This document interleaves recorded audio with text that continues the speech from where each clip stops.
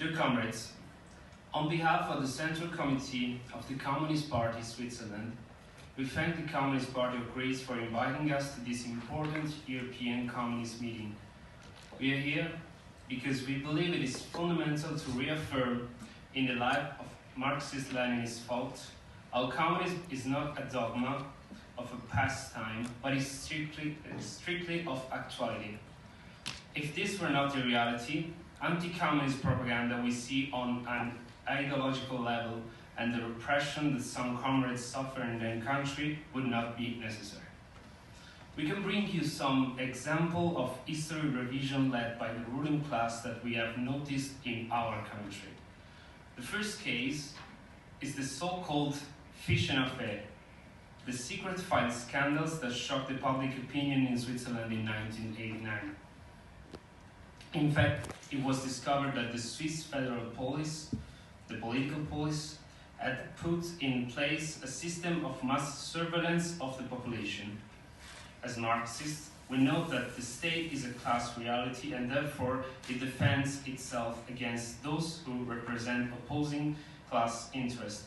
But in the university and in public opinion, it is not a real theme of discussion, and even some documents have been mysteriously lost in these 30 years. Yet in Swiss schools and in the media, there was more talk about the Berlin Wall and how the Stasi in East Germany was oppressive and piled every citizen. In November 1990,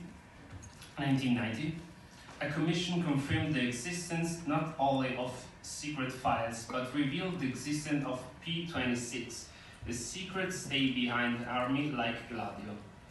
At that time, the Swiss population were scandalized.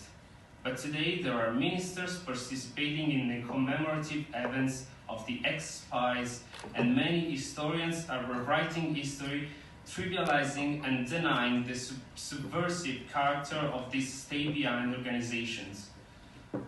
When we do the political training courses for young comrades in the Swiss Communist Youth, many young people remain incredulous that even Switzerland has a political police. In fact, it is denied in the schools. That is why we have decided to intensify the training course on the history of our country with our youngest militants. Another example we would like to bring to your attention is related to the USSR. The Soviet Union was challenged on a Swiss newspaper a few months ago, not because it was dictatorial, as they usually say, but because it was sovereignist, which is a new terminology for saying to say nationalist, and to unite the extreme right with the Marxist-Leninists, because we are not cosmopolitan like the big capital would like. In short, national sovereignty is today continually indicated by the big mainstream media as something nationalistic, chauvinistic, and racist.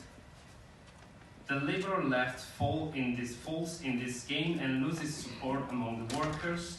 The economic right is happy because the globalization of the markets requires cosmopolitanism. But even the extreme right is happy because it gets the votes of the poor and the worker who suffer because of Europeanist austerity dictates. In this context, it is very hard for the communists to get ahead and reiterate that there is a sovereignty that should be understood in a progressive sense, in favor of the broad masses of the people. We must, however, insist in our cultural and ideological work to distinguish proletarian internationalism from bourgeois cosmopolitanism that the liberal left and the Trotskyist has internalized as the great capital requires. But we want to add some other issues that we think we need, as communists, to work on. First, we believe that Marxist historians and the organic intellectual of our parties should focus their research on the concept of totalitarianism. It is a completely anti-scientific concept used a la carte to denigrate the enemy of the moment without any foundation. Totalitarianism was once only fascism, then it also became communism. Today, even countries that still have a market economy and formal pluralist democracy, but in some way criticize the Atlantic domination, become first dictatorship and then totalitarian regime. And secondly, we denounce the Zionist infiltration in the television and in the academic research realities of Switzerland.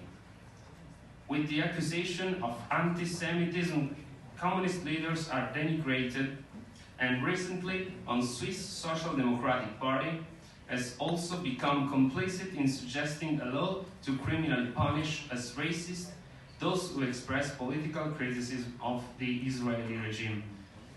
In short, we must raise our guard on the Zionist infiltration on an intellectual and school level.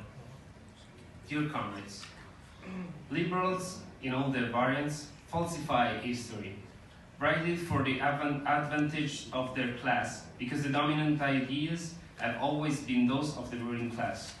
They invent aberrant revolutions, like the one approved by the European Parliament. They distort the environmental battle to reform capitalism in a green sense, exploit young people against the elderly, and thus justifying ecologists' CO2 taxes that will be paid only by the workers. It is therefore necessary to strengthen our ideological preparation and the revolutionary control measures to prevent our parties from being infiltrated and deviated from the liberal culture that has already taken root in the opportunist European left. But we must be careful and not seem nostalgic or dogmatic, but always have an adequate mess line and always unite the past with the present. Otherwise, the risk of marginalization and self-reference would be very high. In conclusion, dear comrades, human history that some professor 50 years ago imagined to be ended is on the way. Being communist means being anti-imperialist, and it is clear that the clash between emerging countries on the one hand and Atlantic imperialism on the other is underway. Anti-communism also exists because the class enemy should avoid the construction of strong Marxist-Leninist parties that can defeat imperialist policies and support patriotic government like in Syria or in Venezuela or national liberation movement. We must understand this clash and claim the need for a multipolar world that will weaken neocolonialism.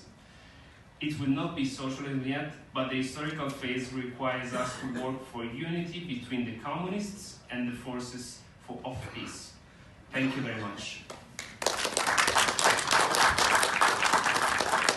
Ευχαριστούμε τον σύντροφο. Το λόγο έχει ο σύντροφος ο Κεμάλ.